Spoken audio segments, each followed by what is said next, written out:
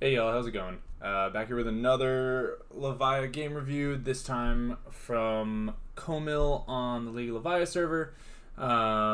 He's actually sent, or they've actually sent two games against Jarl. So let's go ahead and go through those games. I see that they are on an edited version of what was my latest update to if you can dodge a Kano. I don't like the ghostly in here. Um, don't really like the ghostly. I would rather have the graveling. Just for that extra opportunity to push a little bit more damage on the hands where it lines up. Like obviously, recurring the ghostly is great, but the odds that you'll just like have one resource left over on a bunch of turns is kind of low because Jarl is going to try to give you a lot of ice and like slow you down a bunch. Um, so my feeling on the matchup is that the Deep Rooted Evil does like everything you want the Ghostly to do, but it's just cleaner and it just pushes more damage. And Ghostly really shines when you have just that one extra resource, and you're not gonna get that with the with or in this matchup. Um, Sounds so juicy. Um, I don't think I send. I don't think I send this here. I think I just Arsenal pass. Um,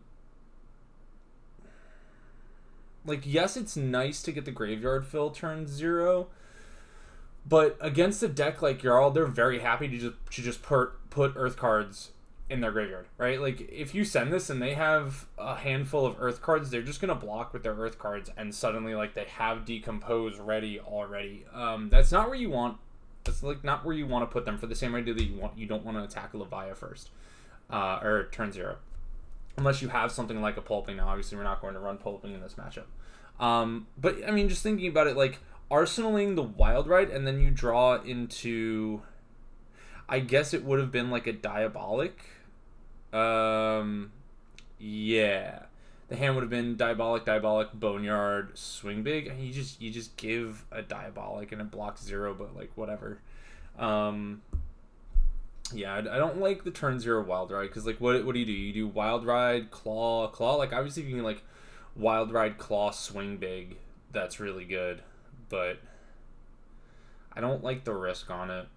I think saving the wild ride for the first like actual turn of the game, or your first like actual attacking turn, and forcing them to, um, like have to deal with the fact that just right out of the gate you're sending gas, I think is very important.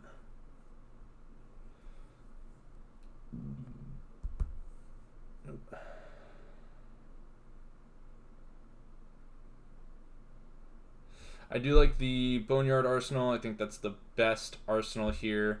Um, you do get a pretty solid opportunity here because of that wild ride.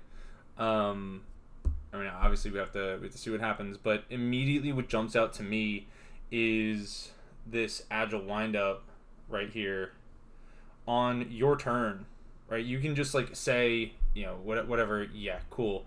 Oakenold, no fuse. Yeah, like here I would just say full no blocks, um, because like they're sending 7 and putting a card in arsenal, and your turn is very easily just here's 12 back, and you can even block with the agile windup if you want. Um, like you don't have to. You can set up the agi for next turn. But if you wanted to get super aggressive right out of the gate, like you just block with the agile windup. I need this. Um, Block for 2 with the agile windup, and then this 4 card hand generator 14 value, um, which is I mean like that's where we want to be, right? But yeah, very curious.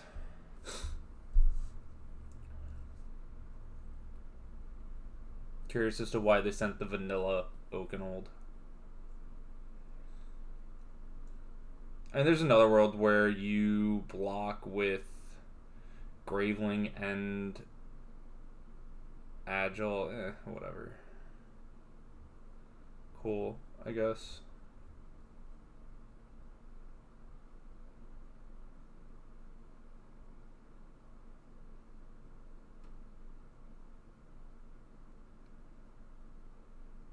Ooh, I like that. So here we can actually discard the Dread. Yeah, I like that. And then your turn, my turn would just be Claw, discard one to pass. Interesting. So I would have discarded the wind up here to set that Agi up for next turn, because that's going to put us at 5, and like obviously it threatens 3 less damage. But Jarl is very happy to like just give you a couple cards, make you pitch a card to Coronet Peak. And I think taking that turn to take an off turn, like, it's worth it if you can set up the agility, because the agility is worth at least 6 damage on your next turn.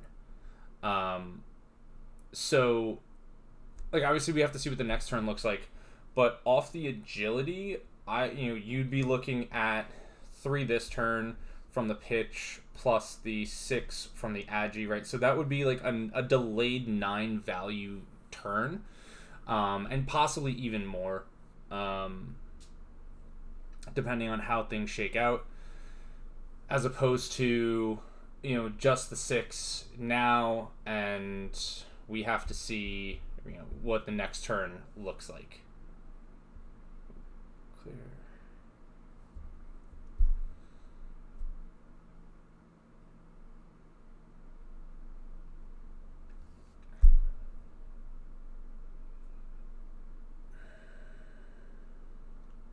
And see here, the Agi would have been absolutely incredible, because then you can send the Wild Ride with like absolutely no fear whatsoever, or you can excuse me, you can block with the Ghostly, and then you can look to Arsenal the Wild Ride and send the or like block Ghostly, and Mark will banish itself. And now you have 6 cards. You have what's that? 5, 6 times 3. Sure, 3/4 times 4/5. So you have a 50% chance to hit. Wow, really? Is that 50%? There's no shot. Yeah, because these 2 are going to cancel out. These 2 are going to cancel out. Yeah, you have a 50% chance, shockingly enough, to hit your 1 and 6. Wild. And that allows you to block 6 on this, and then like send this into Claw. So you would have gotten some extra value out of your blocks with the Agi play.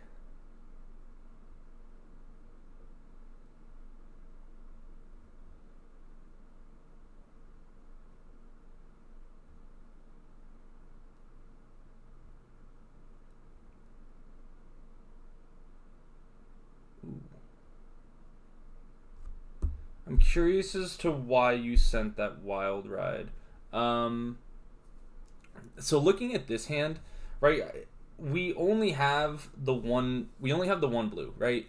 So if we send the Wild Ride and we hit the go again, like our follow-up is just the Boneyard, and we have no go again on our next turn. As opposed to, right, even without the Agi, I would send the Boneyard and then put this in Arsenal to just maintain that tempo, because you don't really have any tempo, and we really want to try to just put ourselves in the driver's seat, because Jarl does not do a good job of trying to keep tempo with us. So giving up this huge tempo card right here is kind of hard to watch.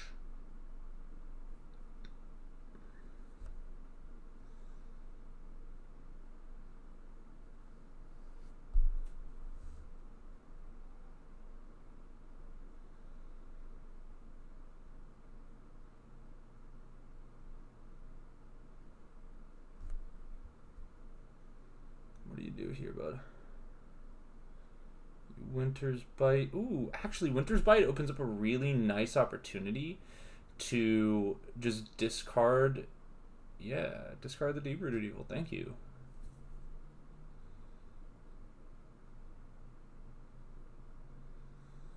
Crumble?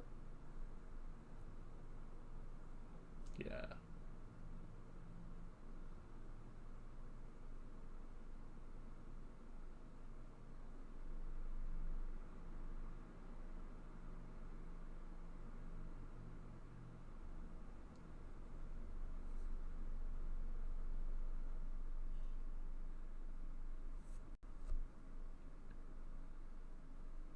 So, for anyone in the audience paying attention, I don't think that you put the Crumble counter on Husk. I think you put it on Hooves. Yes, Husk is nice, and yes, it's great to Frozen to Death the Husk. I mean, it's at 6 free value, yada, yada, yada. But Hooves just, like, end games. In this matchup, when Levia commits Hooves, it means that she's putting Jarl in a position where he is now just in the blender and he has to hope that he survives. Obviously, taking Husk can, taking Husk can lead to more situations where Jarl can just chain disruption. But at the end of the day, Levia is very happy to just go, yeah, here's 6 block into an overrated attack. Here's 6 block into an overrated attack. Or 9 block into an overrated attack. I disagree with this Jarl's decision, honestly.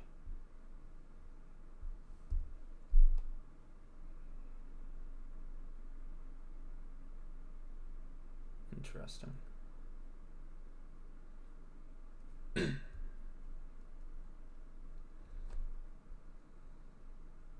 I don't disagree with the Beast Hulk here. It's the 2 cost. You want to play the 2 cost and start getting your chain rolling. The Stalagmite block was straight punt from them. I'm gonna be completely honest. No reason to block with Stalagmite here. You have no follow up, so they just wasted a Frostbite. All right, let's see what we get.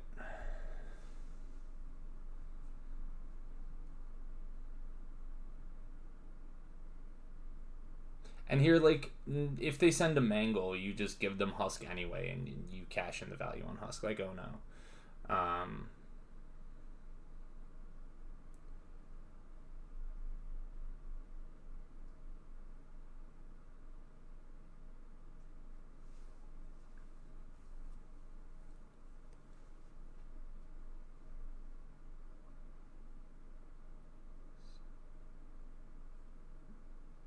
Good, no blocks yet. They want to send the 7 with vanilla damage. You say sure.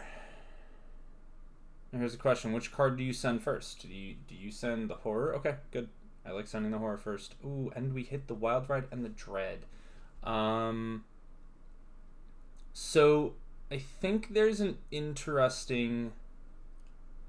Oh no, we have Ghostly Visit. Never mind, we don't need that. I was gonna say I think there's a somewhat interesting little bit of tension here. Yeah, sure.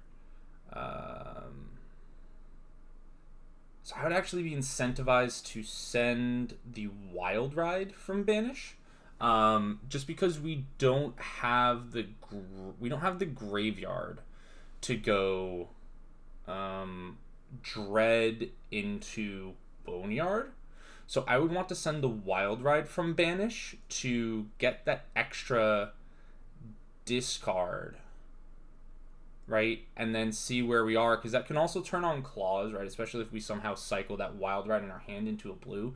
Obviously, we're not necessarily happy about losing the Wild Ride, but the ability to cycle that Wild Ride in hand into a blue, yeah, okay, I understand it. And then break chain, I guess, into Boneyard, I think would be my play. So obviously we don't know what the top card of our deck is, but if we have let me go back a little bit. So the play line you took, or actually let me finish this. Do you break chain? Tell me you break chain. Oh, you didn't break chain. Okay. So the play line you took is IP1, but is guaranteed. Obviously, we only have hits in graveyard, so it's impossible to whiff on the Dread Screamer. But the way I look at this hand is I want to try to see if I can maneuver this into my arsenal, right? Again, to maintain that go again pressure, and be able to just keep churning through things. So I would actually send the Wild Ride, which could be wrong.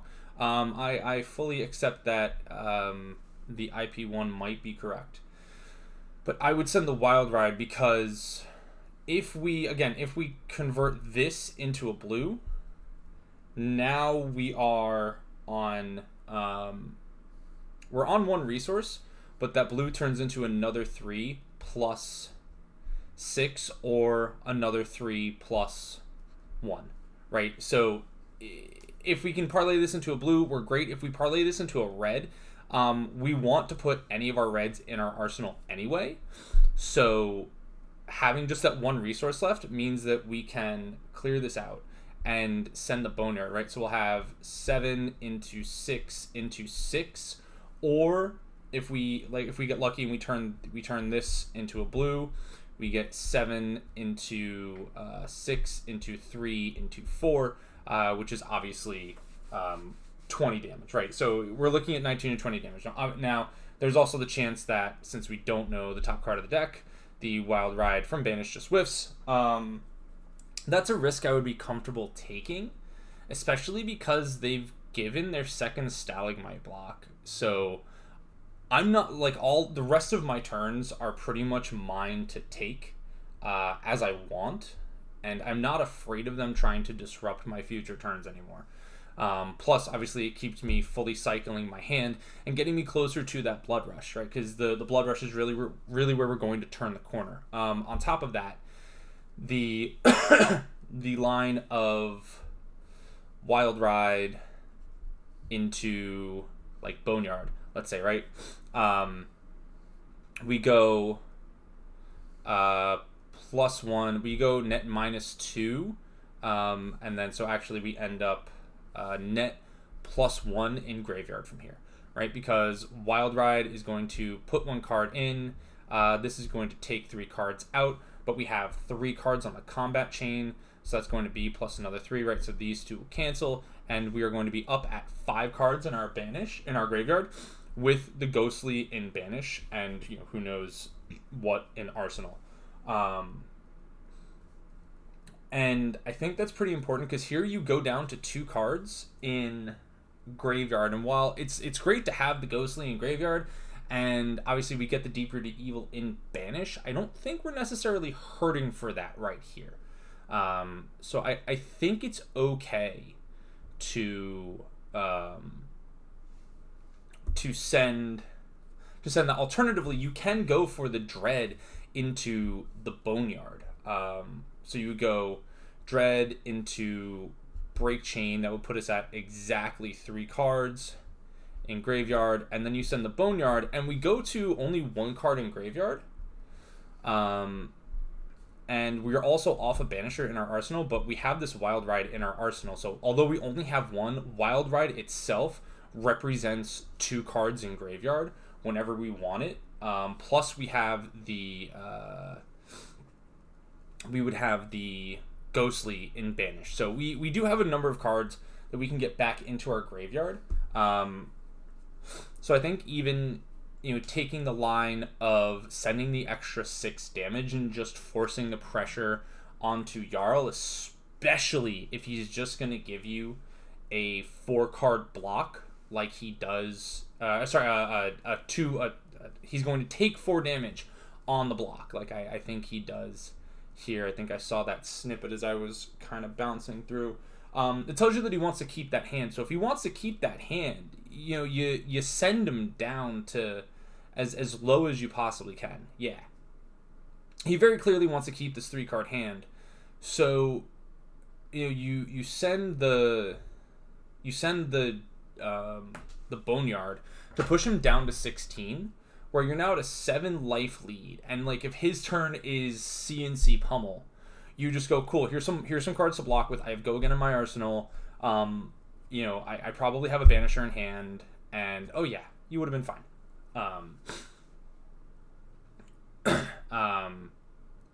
And honestly, getting that Wild Rhinoed arsenal would mean that you would have one more card to block with.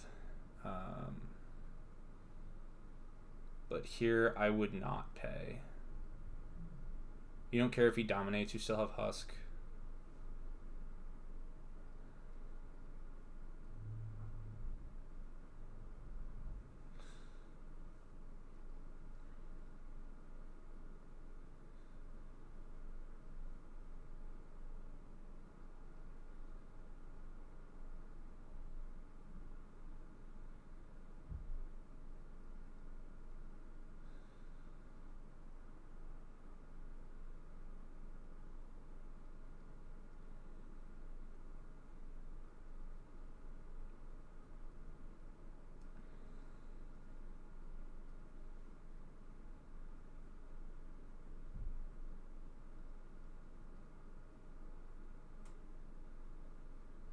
I don't like giving the Bone Breaker here. Obviously, it pushes Boneyard to a 7,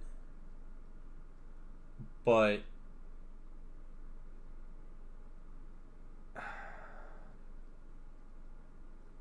so I would have played to just send another 6. Right, he's down 3. If he wants to take the 6 and play off a 4-card hand, obviously they're getting super low at this point. So the way I see this turn is I actually want to get this Terralim into my arsenal to just have a full 5-card Terralim turn, because this hand for a 3-card hand sending 13 damage, very, very good. But you could take a 5-card hand and send Terralim into Claw, into maybe a Go Again attack, into Brute attack, or look to pop Hooves on that turn, and really just put them super duper low to a point where they no longer feel comfortable keeping these larger hands. Because here they can still just give your armor, and now of course you're off arsenal completely, as opposed to having the Terralim in here and taking it a little bit slower. We win the long game. Like, Jarl cannot win the long game.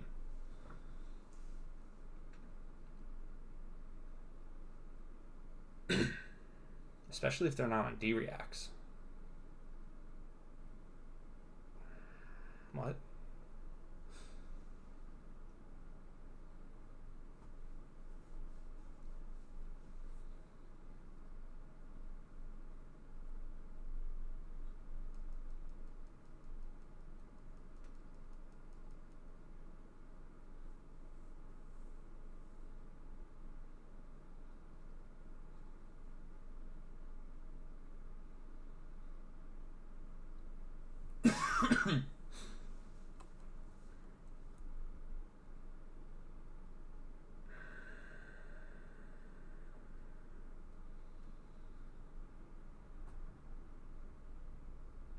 I hate this turn, but my turn would be Howl into Hungering, I think. It's not my idea of a fun time, but it's what we have, and we're not really under pressure. So having a turn of just sending a 4-card 9 sucks, but the ability to get the Howl into rotation is super important.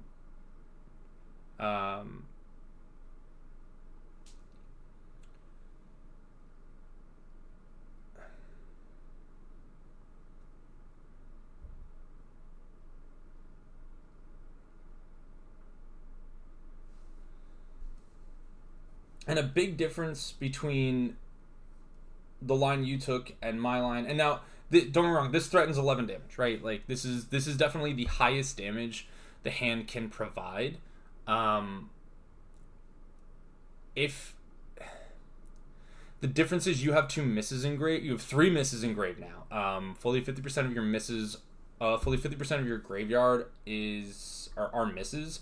So you're looking at 1/2 times what is that? 1/3 times 1/2 again, right? Because that's 3 out of 6. No, 2 out of 5. I'm bad at math. So we're looking at, let's just do it this way: 3 out of 6 times 2 out of 5 times 1 out of 4. So these are your odds to miss. This is 1/2. These cancel out. So you're looking at about a 5. You're looking at exactly a 5% chance to completely whiff on a blood debt attack you send. Whereas if you take the slightly lower damage route, and I could just be playing way too safe, you put the Howl in here first and then you banish. So there's a good chance you just get that Howl right back into rotation. And you don't even have to worry about having a miss in your graveyard. Now, obviously, only having a 5% chance to whiff is pretty good. 95% chance to hit is a great, are great odds. Take those any day. And just like insta punish with the Shadow Realm Horror. I like to do my best to keep my graveyard as clean as possible until I have seen all of my Shadow Realm Horrors. Or, my hand is forced or what have you. Especially in a slower matchup like Jarl, where he's not putting a lot of pressure on you. I guess you give Wrecker and Husk and then just send Endless Maw and hope you hit. I don't like it. I guess here you send Endless Maw and you hope to get you hope to hit 3 out of 6 times 2 out of 5 times 3 out of 4. So that's 1/2 again. So we're looking at a 15% chance for the God Banish of 2 misses and a hit.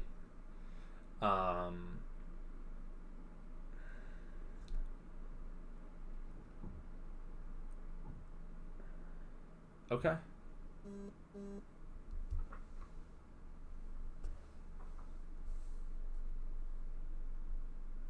Yeah, I mean, hey, I'm here for it. You did get the God Banish. You got the Giga God Banish of 2 misses and the best hit. No, second best hit, I think. I think you want the Howl in Banish. It doesn't matter. No, it doesn't matter. But I, just in terms of general play pattern, in a matchup like this where it's super slow and you don't have to just constantly push the highest possible damage your hand can output, and especially when the Guardian opponent is lower, you can afford to take a turn and say, here's a 4-card 9. And while it sucks to send a 4-card 9, your opponent's at 13. They can exactly once say no blocks. And if they're going to go to 4 to your, what are you at, 21? They're going to go, yeah. If they're going to go to 4 to your 21 and the Guardian's at 4, you don't care. You're happy that that's what happened. So, right, if we roll the tape back and we keep that more pristine graveyard, this turn becomes, they send Mangle, right? And then you just block with Husk again, right? No reason to block with anything other than Husk. And you're -3 life, so you're at 18. Right? So we're now at 18. But now our turn is... right, we would still have the Ghostly. That's not a G. That's a G. We would still have the Ghostly in Banish. And so we have the 2 blues. And what we can do is go Shadow Realm, pop Hooves, send Endless Maw, send Ghostly. And like that's assuming that we hit the one of what's it called? The one of Howl. If we don't hit the one of Howl, we have I don't even remember what the graveyard is. If we don't hit the one of Howl, there's probably another attack in there that we can send. And like that's 7, 16. That's a 20 damage turn, and they're at 8. You force them to not only give you their entire hand, but at least one block on their equipment, probably the rest of their equipment. Right, and that turn would be brought to you by having a cleaner graveyard, and we don't know that we're going to draw the Shadow Realm, right? We don't know what the top of our deck is going to be, but just playing to that out of being able to draw the Shadow Realm on an almost pristine graveyard and just going, oh, hey, here's an absolute fuckload of damage. That's one of the biggest advantages you have as Levia. Now, obviously, this matchup is over at this point. The game is just going to go further downhill from here. But in a closer matchup, like maybe a Victor matchup, or Florian matchup, right? Creating those opportunities for yourself to have that pristine graveyard and take a little bit of time off and say, like, sure, I'm going to take a little bit of damage for my sin of not sending full damage. But that now sets me up down the line to just have these ultra blowout turns where suddenly I turn a random 4-card hand into 20 damage. I think it's very important to do that. Or, worst comes to worst, you can go horror. Ooh, I like that. Horror Crack Hooves into Visit into Deep Rooted. That's sick. This hand makes me nauseous. This hand makes me sick to my stomach. Now we have a miss. And it's our Howl. So this is guaranteed to hit. So we go. Okay, let's see. Yeah, we have async. Oh my god, if we'd hit the Dread on that last turn, we don't even have to pop Hooves. Blech, it's disgusting. Absolutely disgusting.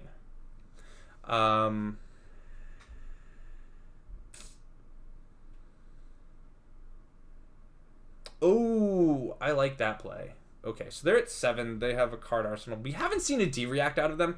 They're not on D-Reacts. Good for you, get your... Oh, we know it's Mangle. They accidentally showed us Mangle.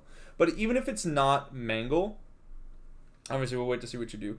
This hand pushes 7... This hand pushes 18 damage. Like, guaranteed 18 damage. Never mind, that hand doesn't make me sick. Hand pushes 18 damage, which is exactly where you want to be. With your opponent on 7.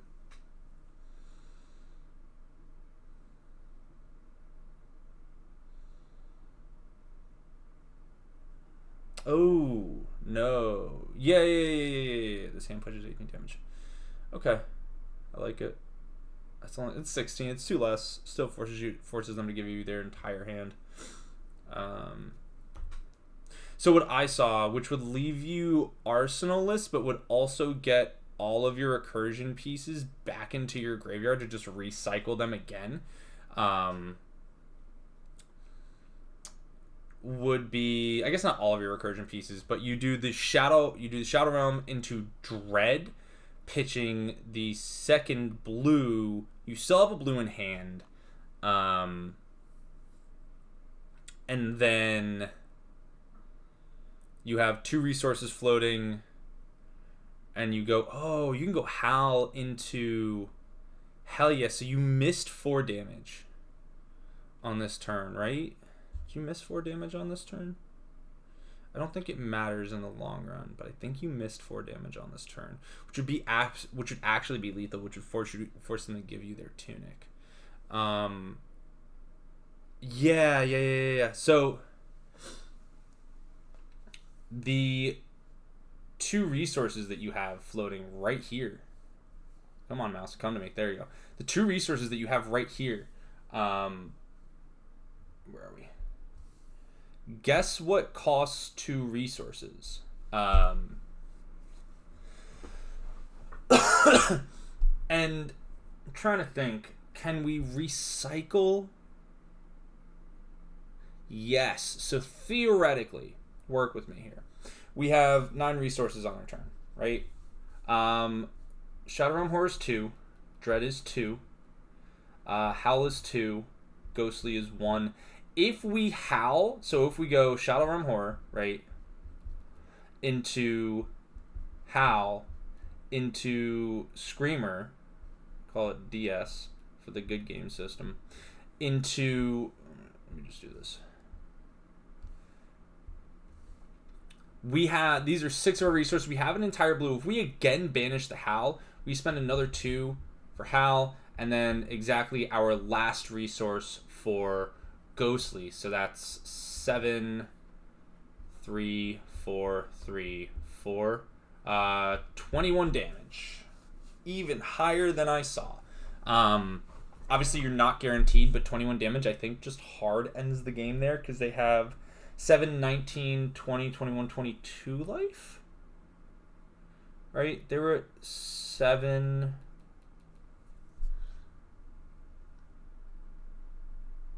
Yeah, they live at exactly 1. And that's assuming that they have all 3 blocks, which they didn't.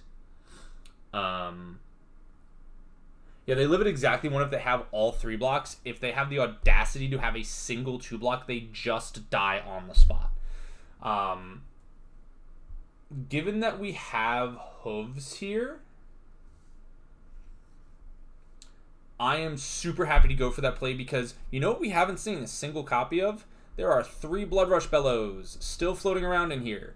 Alright, hold on a second. I'm going to go back to the start of this turn because I want to see how many cards are in your graveyard here. Talk to me. Alright, so you go down to 2 cards here. Yes! It's guaranteed. You go down to 2 cards. Oh, it's not guaranteed. You do have a 1 in 4 to miss because the Shadow Realm will go to your graveyard. I would still play for that, though. So here, you have 2 cards in your graveyard. You have Howl banished. So if you pitch your blue to play Howl, right? You go to 2 floating. You have 4 cards in graveyard. And then you send this Dread Screamer. Like, worst comes to worst, you have only misses in your graveyard. No, then you just call to the grave for Beast Within, I think. No. What am I saying? You have Deep-Rooted Evil in here, so then you just pitch this for Deep-Rooted Evil for another 6. Yeah. Okay, perfect.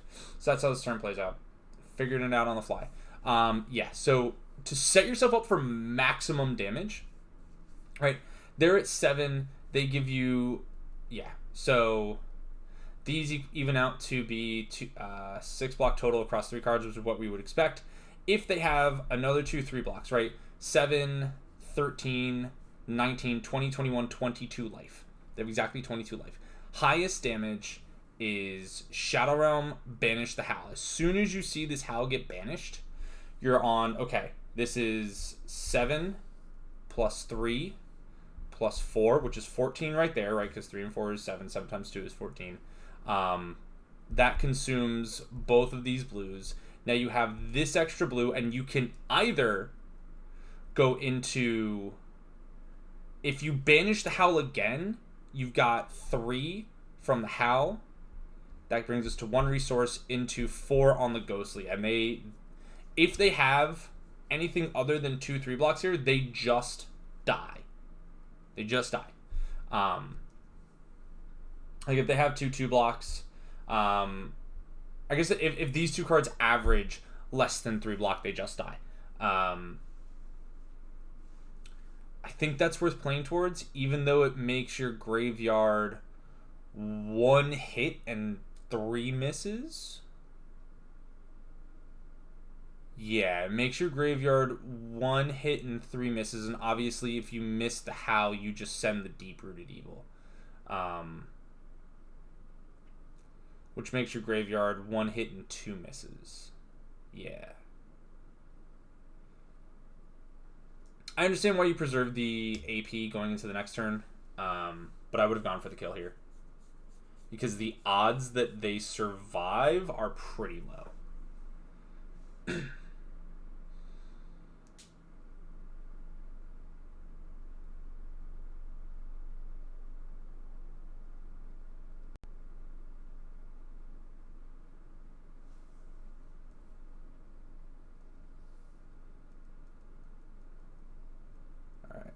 Oh, and hey, there's our Blood Rush. As weird as it sounds, I would pitch the Dread Screamer here. Would I? No, I'd pitch the Mark of the Beast. Let's be real, I'd pitch the Mark of the Beast. Interesting.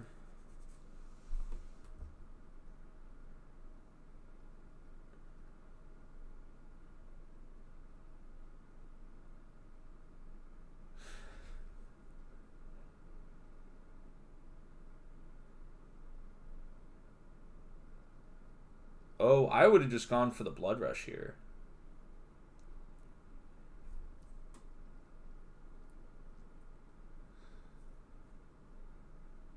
So by doing this play, oh, and they just have to suffer. By doing this, if they have a 3 block in hand, they can go to 1 and send damage, but they're not really gonna do that. Blood Rush just ends this game, though, is the thing. They have no way to slow you down, so coming back here, right? Even honestly, so here, if you just send Blood Rush, right? If you go, I'm gonna pitch Mark of the Beast, and I'm gonna send the Blood Rush, and you have a 50% chance to hit the beast with it. If you hit the beast with it, I think you win the game on the spot. Like, no ifs, ands, or buts. If you hit the Dread Screamer, you have 1 floating, so you guaranteed have like even if you get 2 reds off the top, right? You have 5 resources total, which is 5 into 6 into 4, right? So that's 15 damage. They're on 4. I guess that's not enough to kill. Maybe I was wrong. We'll see. But I 100% would have sent the Blood Rush. Although the line that I didn't see that I now see because of the way you played, and I kind of like it, is you pitch the Mark of the Beast to send this, and then you pitch the Dread to Blood Rush, right? Because they're incentivized to block here. Now you Blood Rush, you have 3 cards in hand. And worst comes to worst, you like Claw for 5 into Ghostly for 4, so you follow up with another 9, and especially if they just give you 2/2 blocks here, you just giga put pressure on their life total. At this point, you can afford to just be as unga bunga as you want. You have 17 life lead. You're not going to die to Blood Debt. You're fine. So in the mid game, you can play a little bit more. You can play a little bit more slowly and more disciplined, just to sort of create those perfect power turns, and you do that to get here, and then just go full unga bunga on them. Yeah, and here they had exactly 7 block on that. What would we have drawn? Let's see. Would I be paid off for my greed? Oh, I so would have been paid off for my greed. Yeah. Yeah, you would have been able to do, oh my god, they would have been giga dead. So if you had sent the Blood Rush, you would have been able to go, 6 Pop Hooves into 4, right? So that's the 1 floating. Pitch this for 6. Oh, no. No, it would have been 6 into 10, which is 16. Yeah. Alright, I was wrong. I cooked too close to the sun.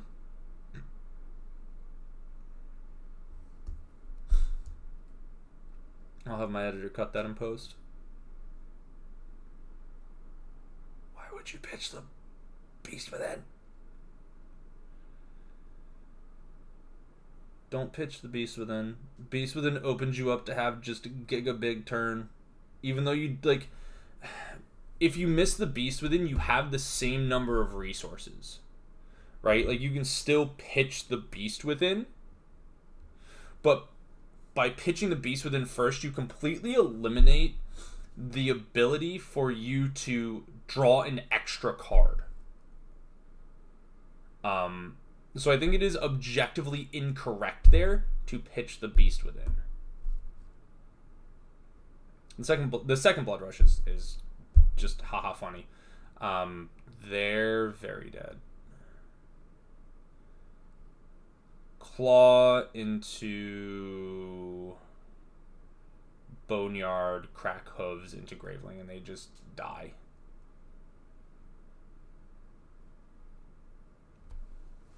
I mean, they're still... Oh, yeah, you have double blood rush. Yeah, they're dead no matter what. Game's over. GG.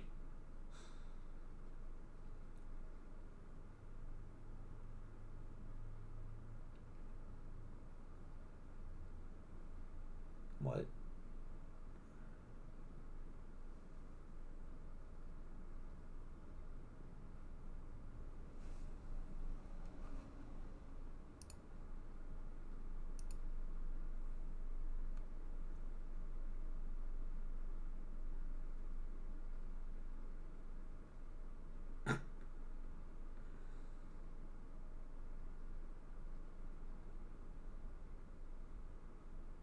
Yeah, okay. So let's do the other game. Big Tobacco Hundies. Yeah, I would still be on the Graveling over the Ghostly. Like, obviously the Ghostly got a lot of value in that game, but I feel like the high roll potential of the Graveling, plus the ability to play a little bit more of that value game with the Jarl would be nice. They're on Civics. Okay. They're going first. His hand's cracked and also jacked. Attack me. Oh my god. Oh my god, yes. Let me discard a card. No. You discard the Graveling. Yeah. No. Graveling, go bye-bye. No, yeah.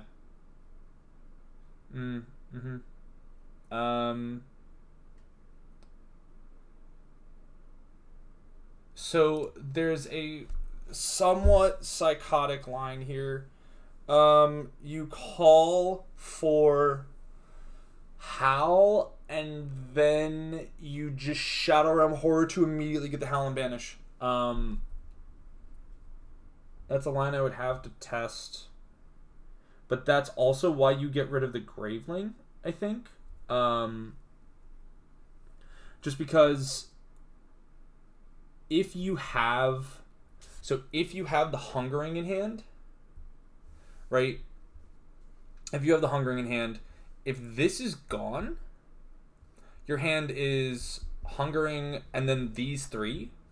You play the Call, get Howl, and then pitch the Beast within, send the Hungering, and yeah, it's just a 6-0 burger. But now you have Howl and Banish on turn 1, with a Shadow Realm Horror in Arsenal. And like, obviously you're going to take a point or 2 of Blood Debt. That's fine. You have Howl in rotation turn 1. I think 2 points of damage. If you play Howl once, you are now plus points of damage. Just absolute giga value. Yeah, I totally would have kept, given that I have Call to the Grave in hand, and they want me to put a card in my graveyard, you 100% get this Graveling Growl out of your hand. Because you draw any yellow or any blue. Hell, even if you draw 2 reds, right? No, we had the Beast Within. Yeah. This hand. Wait, hold on. Am I smoking here? We had the Beast Within hand. Yeah, this hand is, as soon as they activate Coronet Peak, this hand is guaranteed Howl from Beyond in Banish turn 0 or turn 1. You genuinely do not care what the top of your deck is. Like, worst comes to worst, you draw a shitty blue, and you need to Arsenal the Beast Within instead of, like, Wrecker Romp. Oh no. And honestly, even if you draw a Deadwood off the top, right? So let's say you... Where's my mouse? Cursor. Come on, tablet. Work for me. Bug off. There we are. So let's say you discard this, right? This is in your graveyard. And we draw a Deadwood. This, like, drawing the Deadwood is probably best case scenario. Just because having a Deadwood in Arsenal turn 1 is, like, whatever. You know, you have a Howl in Banish, and then you can just go, like, Howl, Deadwood, banish something. Like, banish the 6 you mill. And now you have 3 cards in graveyard, right? No, 2 cards in graveyard. You block with 1, and you get Howl back into rotation. This is quite, like, because of this misplay, this is quite possibly the best hand you could have asked for.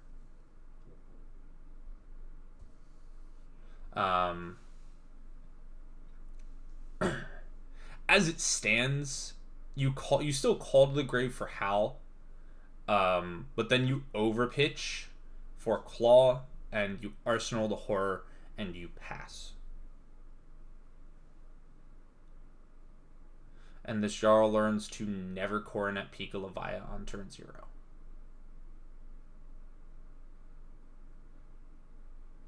No, bad. Go back to the Howl. Go back to the Howl. Don't do it. Good job. Okay. I'm not the biggest... obviously, you get the Howl and Banish turn 0. It is, I think, the best outcome. And certainly it sets you up to block with 2 cards into, like... sure. Shit. Okay. What are you going to do? Claw?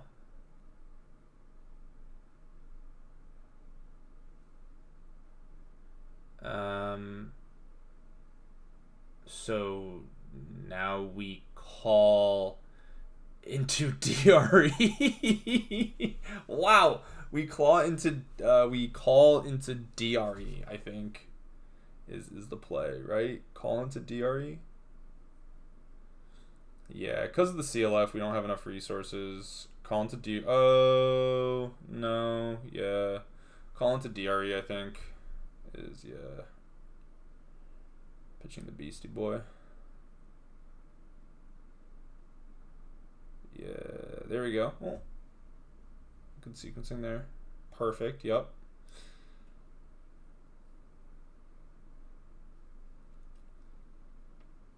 What the hell are they doing?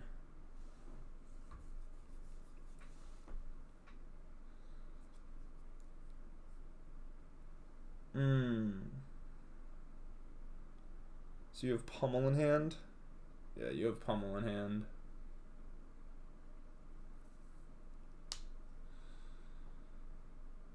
I would still give the Dread...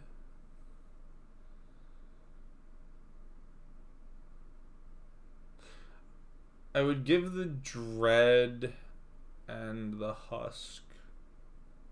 And if they pummel you, that's fine. Yeah.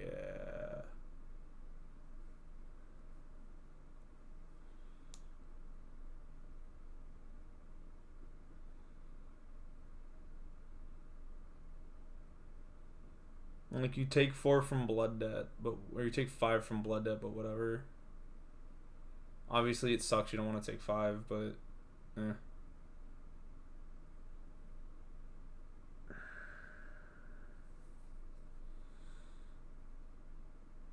Ooh, and you can just get both of those Diabolics out of your hand. That's so tasty.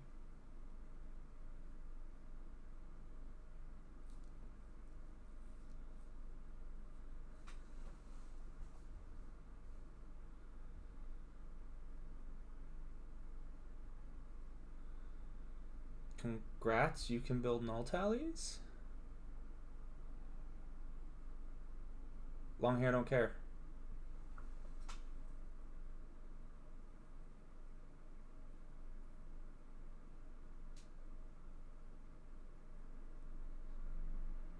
Yeah, so I would have taken the damage there. Just because, like, yeah. Obviously, it doesn't help that you missed, but having that extra blue more than makes up for more than makes up for the one extra tax on your resources, and allows you to then like claw afterwards, if you keep the blue. Wow, you're obnoxious.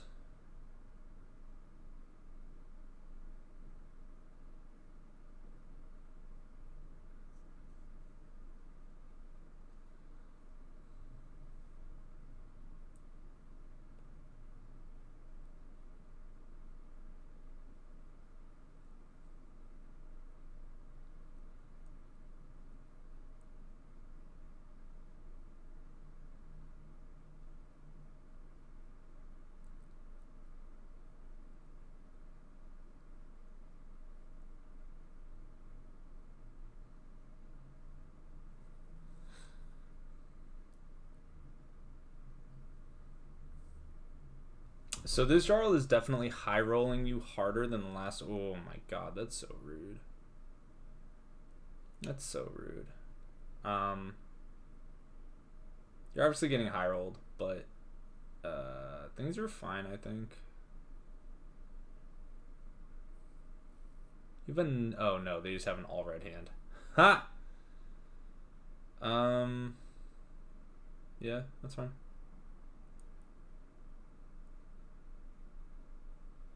Ooh, I would have howled first. You left 3 damage on the table there. Yeah, just the 2 card, because you have what, 1 miss in there right now. So the 2 card 9 just like giga out value. Oh no, you can't. I'm dumb. They have CLF on the board. Ignore me.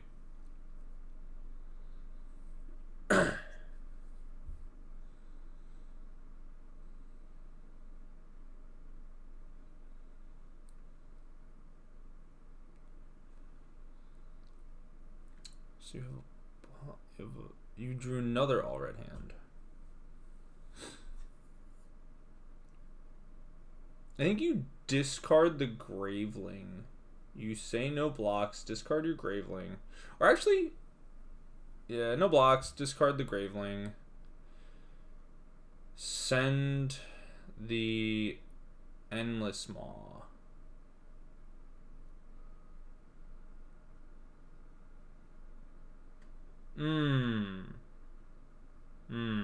That's frustrating. Yeah. They have the Pummel though that pushes you into super awkward territory. Okay, thank God.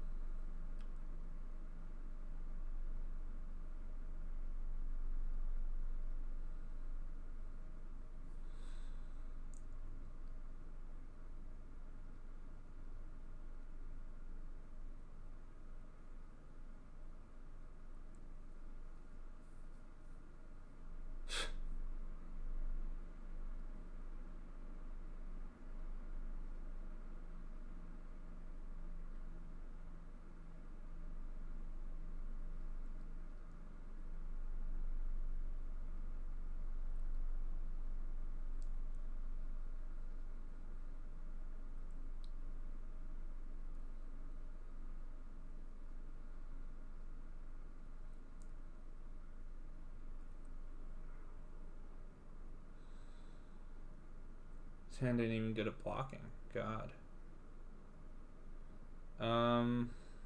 Block with the Blood Rush. Honestly, like, it sucks. You give the Blood Rush and the Bone Breaker, and then you play Unworldly. Like, as awful as that sounds, so this is why Unworldly just is so good in the list. If you block here and here, actually, I guess that you don't block here, yeah, because you can't stop that. I take that back. You block here, and it sucks to lose your Blood Rush, but what you have here is you pitch the Reckless Swing to Unworldly, and then you're pretty much guaranteed, I think you're guaranteed to hit a 6, and then you just send this for 8. You finally get this thing out of your arsenal, and you get that Tear Limb in there, and you've missed Plasma Fet, but you're at 10 blood debt. You're not playing the Plasma Fet. You're playing to use the Spoiled Skull to get a big Blood Rush turn. So you actually do want this in here to hopefully banish it with the Unworldly. Because if you can get that Blood Rush into banish, you are set to just Spoiled Skull whenever you feel like it. And that's pretty huge. Obviously, you could miss the Blood Rush. Like, if I played this, I would miss the Blood Rush. I would not be so lucky as to get the Blood Rush into banish. Why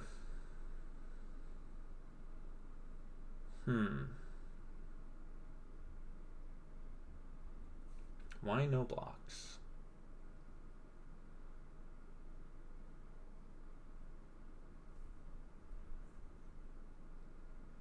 Yeah.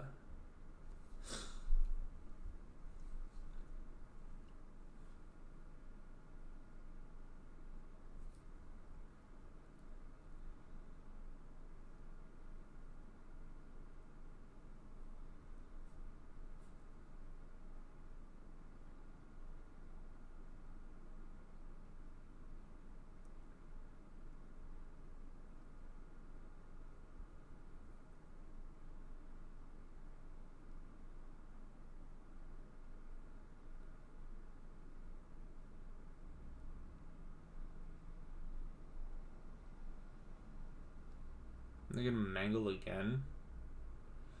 Spinal with pummel. Cool.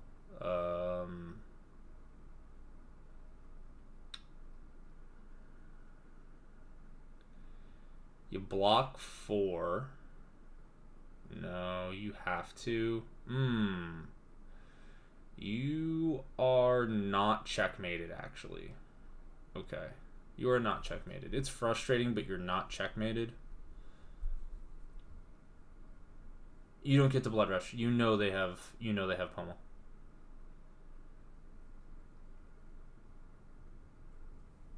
Just so if a Guardian ever does this, if a Guardian pushes all of their equipment in front of your attack when they don't have to, one of these two is pummel. I don't know which one. I'm assuming it's this one because this has been in there since the Frostfang, and they didn't pummel the Frostfang. I'm assuming this one right here is your pummel. So, you are dead. You are dead on board. The only way to not be dead on board is you block, and you block. I mean, really, it doesn't matter. You give 6 block, right? So you're blocking 6 on 9. They pummel you. You go to block 6, 7 on 9, 7 on technically 13. So you end up taking 6 down to 3, and then you crack Spoiled. Oh, never mind. You might be checkmated. I take that back. You're getting crushed by Spinal.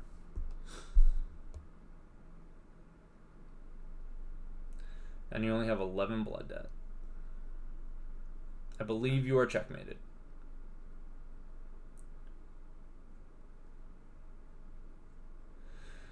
That's your only hope, yeah.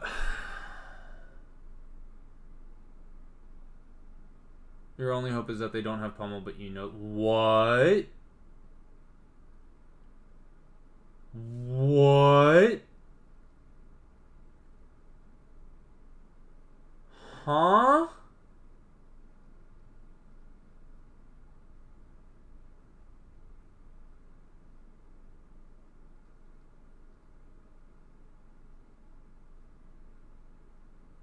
I'm so confused.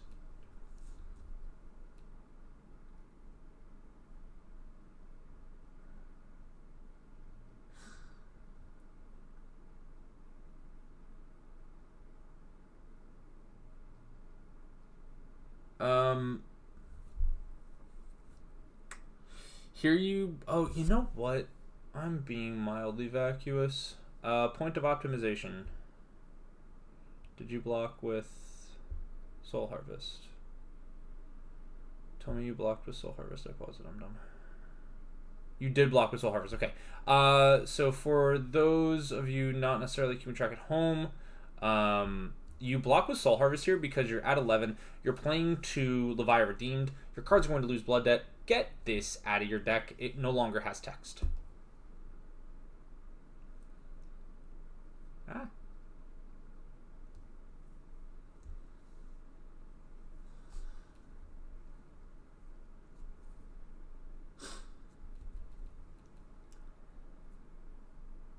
Yep. What is happening? Oh, there's the pummel.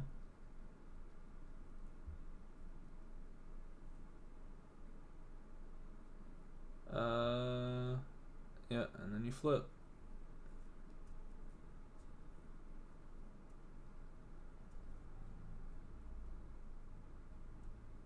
I do want to point this play out because this play was pretty good. So waiting for... Right here they show the pummel. Can you clear out? Thank you. So if you say no effects, you die. So here you can afford to take 3 damage and go to 4. Playing this... Ooh, come back. Playing this for its discard ability allows you to clear this Frostbite. And even though the net result is you have no cards in hand on your turn, you also don't have a Frostbite. And so you can transform into Levia Redeemed and not die. Very, very, very good play on your end.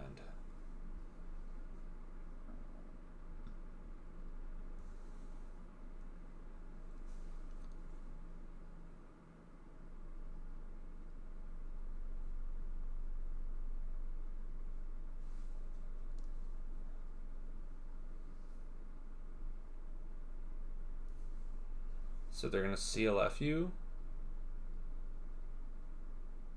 No, they're going to Glacier. What's happening?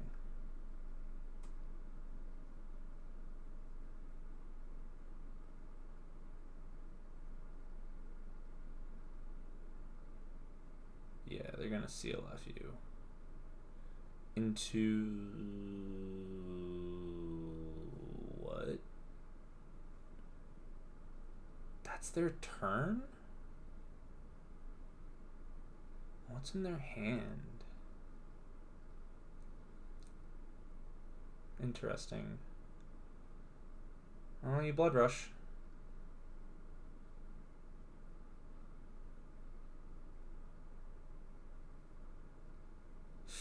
And that's kind of perfect.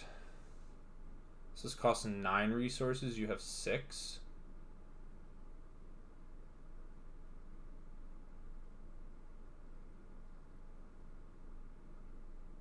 Oh, that's fine. Yeah. You're fine with that use of Stalagmite. You're not getting 2 attack. You're not getting 2 more attacks anyway. Perfect, yeah. Works for me. 10.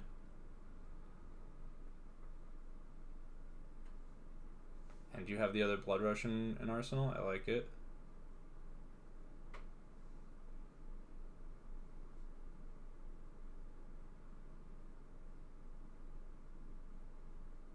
So they want to summit? No, they want to Glacial Footsteps you. Right.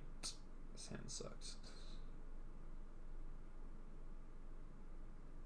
No, they summon you.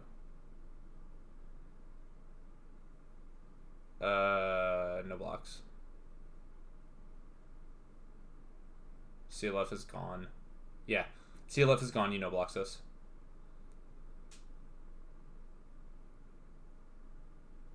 You go to 2 and you say, I have a blood rush. I have another blood rush. Obviously, it sucks if you discard the Dread Screamer, but if you block, you increase your odds of discarding the Dread Screamer. So, as much as it's like sketchy as hell to go to 2, yeah, perfect. So, as much as it's sketchy as hell to go to 2 against a Jarl who has shown you dominate, ooh, that's kind of tough. No, it's not. No, it's not. You do have... Do you have your... Oh, you have your Ghostly. Yeah. I would send the Dread first. Yep. Because you need to know how this turn sequences Blizzard. That's frustrating. Your turn is now over. They do have to give you all 3 cards in hand, though.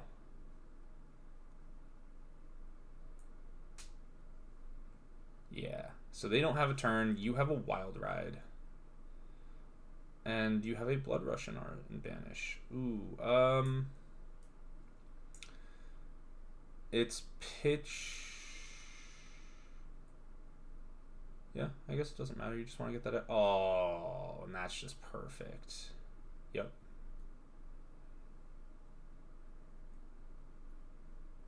Beautiful. Yeah, I love it. So, the mid game there was a nightmare to manage. You got super high rolled. But I think that a lot of that opportunity for you to get high rolled goes all the way back here to the first decision you made in the game, which was to discard your Hungering Slaughter Beast to the Graveling Growl. If this goes and you have a Shadow Realm Horror in your arsenal instead of a Graveling Growl, right? So we go here. Come on. Right? Was this the Oakenol turn? No, they CLF you. So here, right? You have Shadow Realm Horror in your arsenal instead. This turn plays out exactly the same, so that doesn't change.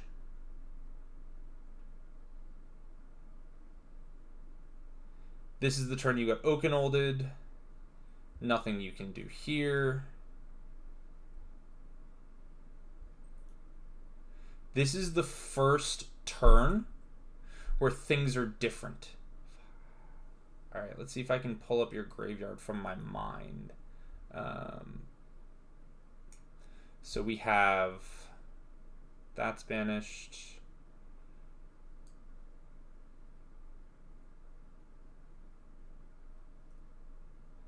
So that goes there. Okay. Yep. So we have a Boneyard, a Deadwood, and a Shadow Realm? Is that how we end up blocking here? A Boneyard, a Dread, and a Shadow Realm. A Boneyard, a Deadwood, and a Dread. And so we go to this turn. So instead of this turn being super awkward, you can then block with the Wrecker. Right? No, honestly, I wouldn't even block here. I would just take the damage, and I would send the Shadow Realm into the Diabolic, arsenaling the Wild Ride. And now you get to maintain that, and now you get to have a Wild Ride in your arsenal for a bigger turn. This is the first branching path turn, where I would have taken the 6 damage and said, sure, whatever, I'm already under CLF.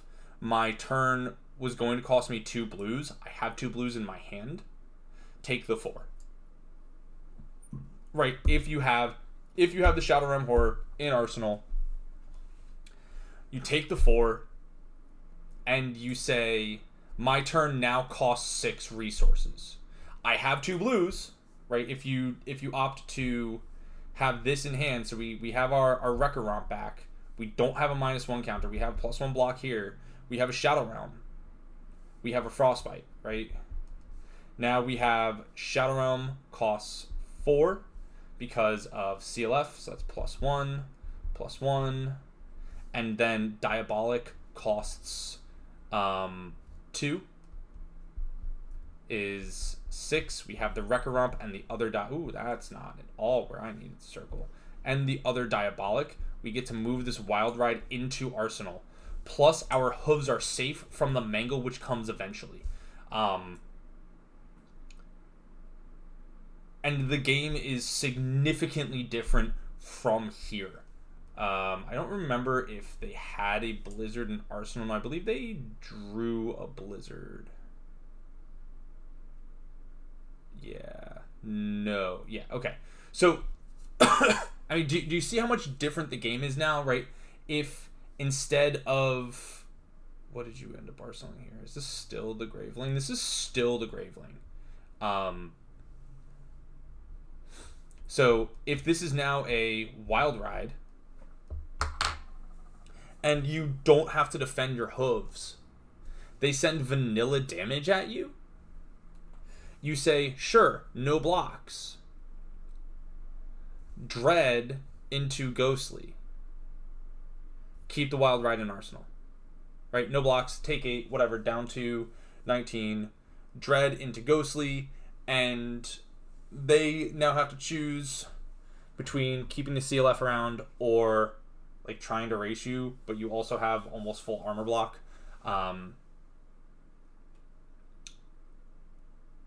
It was that first turn Arsenal that had such a cascading effect. Now, obviously, you won, but like it is more painful for them to high roll you if they choose to high roll you. They are lower on life if they choose to do that. So I think that is a very good point going forward. Obviously, if anybody sees anything different, let me know. Let me know in the comments. Let me know in the League of Levia. I will leave a link to the League of Levia in the Discord if you play Levia, but you've never been there. Come say hi. We would love to have you. Yeah. Have a good night.